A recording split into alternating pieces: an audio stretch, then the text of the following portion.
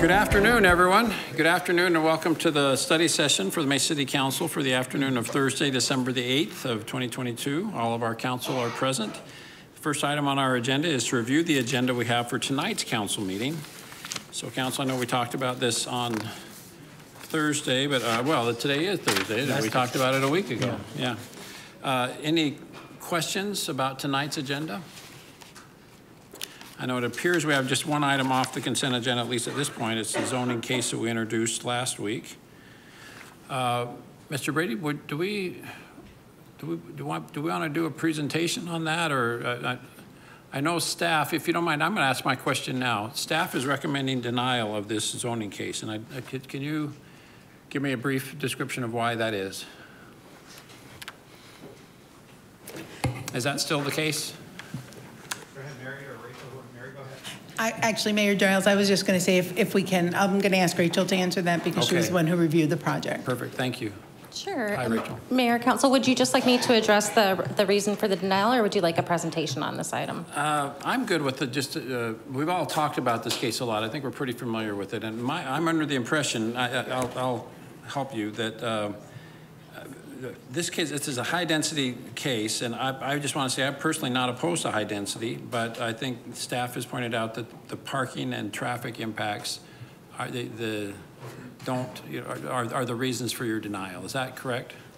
That is correct. So when we went to planning and zoning with this case originally, it did not comply with the general plan, but since then, since we passed the text amendments to the general plan, that's now in compliance with the secondary zoning districts, but staff still recommends denial based on the density of the zoning proposed. So they're proposing the RM5 zoning, and they are also requesting several deviations through a planned area development. So they are asking for a parking reduction, a 21% parking reduction. They're also asking for some reduced setbacks, as well as an increased building height from 50 feet to 60 feet. So staff is not in support of the parking reduction, feels that those will have impacts because there's limited off-site parking in the surrounding area, as well as we do not find that it is really compatible with the surrounding area. It does not connect to the A.T. Still University as is called for within that specialty district. Okay. Well, I'll invite the applicant, Mr. Humantle, to present his case upstairs, and I don't mean to ambush him downstairs before we have the case upstairs. So I just wanted, Mr. Humantle, I'm happy to do either way. I don't want to make you do it twice. So I'll just say, let's do it upstairs. I just wanted, we'd spent so much time last week talking about the text amendment. We never really got to the merits of the case. And so I just wanted to, now we're at that point. So I hadn't really quizzed staff about why they were recommending a denial, so I wanted to make sure that I understood what the points were that they were, why they were doing that. So I'll invite you to present your case upstairs. Thank you. Thank you, Mr. Humantle. Council, other questions on this matter or anything else on our agenda for tonight?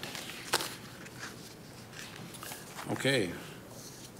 Thank you. Then the next item on our agenda is item 2 is to take action on various appointments.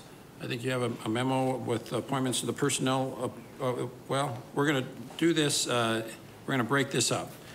First, let's vote on all of the appointments excluding the one appointment to the Personnel Appeals Board. Is there a motion to that effect? Thank you, Mr. Luna and Mr. Thompson. All in favor, please say aye. Aye. Any opposed? Thank you. That passes unanimously. Now, is there a motion to approve the appointment of the Personnel Appeals Board? Because I believe Mr. Freeman is... I'm sorry, Mr. Freeman, go ahead. That's fine, Mayor. I'm going to conflict off. I have a family member being appointed to that board. Okay, thank you very much.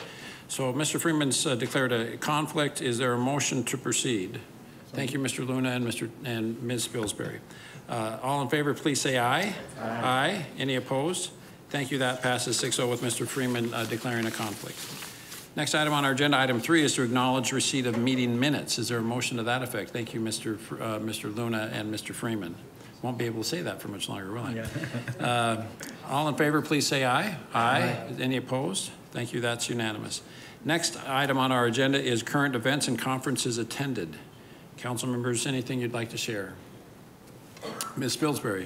I'm guessing that some some of the things we've done this week will be brought up by other people, but I did want to mention on Saturday, the mayor, vice mayor, and I got to go to the Boys and Girls Club shopping event at Walmart and go be a personal shopper with kids that are in need and help them spend some Christmas money. And it was so much fun. I really, really enjoyed that event and wanted to thank Walmart and all the other people who helped make that happen for lots of kids. I don't know, do you remember how many kids there were? There were lots of kids there that will have a great Christmas now because of it. So that was fun. Yes, thank you. That was Boys and Girls Clubs of the Valley put that on. That was a great event. Other items, Mr. Freeman. Thank you, Mayor. We had a barbecue at the Mesa Historical Museum. It was a soggy morning, but I thank my colleagues, Vice Mayor Duff and Councilmember Spilsbury for coming. We had some great jalapeno bucks barbecue. And Bobby Freeman, the organist for the Arizona Diamondbacks, played there as well. So it was just a great event, and appreciate hosting it for them. And we just have a great amenity down at the Mesa Historical Museum, so I appreciate all their work. Thank you. Is Bobby Freeman a relative? Not yet, but I think he is. We haven't done the genealogy chart. I was impressed when I saw that. Thank you. Mr. Luna. Yes, we had the public safety facility groundbreaking on Tuesday last week. Is that right? Monday. This week. Oh my God. Was it Monday? Oh my God. Anyway, Monday. So congratulations for staff for expediting it. Thank you, Mr. Brady, before I leave office, as well as Councilmember Thompson. And thank you for working on that. So we're very excited to see that come into fruition. So. That was a monumental event that will have repercussions for generations to come, won't it? Anything else you'd like to share with us, Council? I have a few. Go ahead. Oh, sure. Just a note, been doing the annual toy drive for a number of years now. We are still collecting toys benefiting Banner Children at Desert. I think I got it right, but collecting toys till Monday, Lucy? Yeah, Monday. So if anyone wants to donate, you can go onto our social media page. You can donate to the East Valley Firefighters Charities, who are funding the dollars so that we can buy toys on Tuesday and drop them off at Banner. So we got a couple days if you're interested in donating additional toys for the Banner Children's Hospital. Thank you for doing that, Councilmember. That's been a great tradition for years, and that's a huge event, a great blessing to those kids who are in the hospital over the holidays. Vice Mayor. Well, I think we're going to have many happy children in Mesa for the holidays. Building upon that, last night, I attended an event that one of our local businesses located in downtown Mesa is Versaterm. They do work with public safety in a number of different cities, but they donated bikes to the Mesa Police Association, which will use in their Blue Santa giveaway, as well as FedEx provided toys, and I guess from the helicopter, Blue Santa, and the kids are going to have a great time. So I appreciate their donation and to the MPA. Late last week, I think it was Friday, I was on a podcast called Smashing Through Walls on Phoenix Radio X. It's about commercial development or development in general, and when I talked about Mesa and what's going on here across the city.